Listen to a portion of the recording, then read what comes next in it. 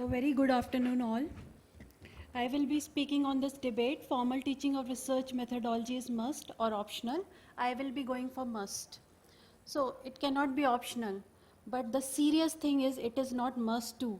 In our medical education curriculum, we read so many subjects, but research methodology was never a part of it. So it is so unfortunate. Now research is, as we all know, is the root of all diagnosis and treatment. So whenever we do any diagnosis and treatment in our clinics, this is because somebody in the world must have first thought about it, must have first read about it, must have first applied in his patient first time and has observed the findings and also got the good results and got motivated to apply further in his other patients and got the positive results. So then he go for it. Why this should be limited to me? Why it should not be applied to others? And why should not I share this knowledge with others? With this thinking, when you start, this thinking further requires a lot of knowledge and skill where you have to assess your data, where you have to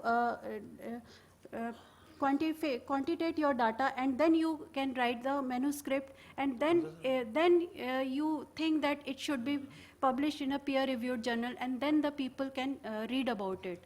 So this whole thing, it requires a lot of knowledge and skill. For example, when I finished my fellowship, I was doing AGV implant, but further later 2 years, the ADI implant came. It was because somebody did the ADI implant and then published the results and showed us the complications, the benefits, that I also read that and I also started doing the ADI implant. So this lack of research methodology in our medical curriculum, we though become a very good clinicians, but we fail to become good manuscript writers, good researchers, and good statisticians. So let me just enumerate the benefits of formal teaching of research methodology. First, we can develop the scientific temper at a very early stage, so we can do an independent research at later stages of career. And it is also good for people who want to pursue research only or who want to be consultant and come in the teaching line. There are busy practitioners, but if they have a very basic knowledge from their medical education, they can also plan a better study and a foolproof study. So this excuse that these are busy practitioners and we don't have time to do research, but if we have the basic knowledge, we definitely will do that. Study will be error-free from the beginning rather than the changes being made at the level of data assessment. And there are few diseases which are more rampant in India, like tuberculosis. So Indian-specific guidelines can be made for those. And we know that OCT and Humphrey visual field, where we match the threshold sensitivities, the database is all Caucasian, and we extrapolate it to Indian population. Then why we cannot create our own database and we make the comparisons with the Indian population?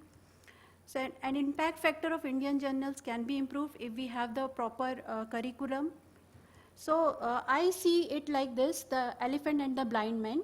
The elephant is like the abundant data and the clinical experience we have, and the blind men and the women are the doctors without the knowledge of research methodology. So my take-home message is, teaching of research methodology should be included in the medical education curriculum and should be made compulsory. And it is the best way to seed and improve research in Indian budding minds and to prevent brain drain. Our young researchers moving out get a good platform and do wonderful work and make us all proud. Like the lot of CEOs in US are all Indians, and there was a recent WhatsApp message that next time Trump has to call meeting of top CEOs in US, he will have to order samosas and jalebi because those all are Indians. So what if same platform is given in our own country and let the budding minds explore to raise new questions, new possibilities, and to regard old problems from a new angle? Thank you.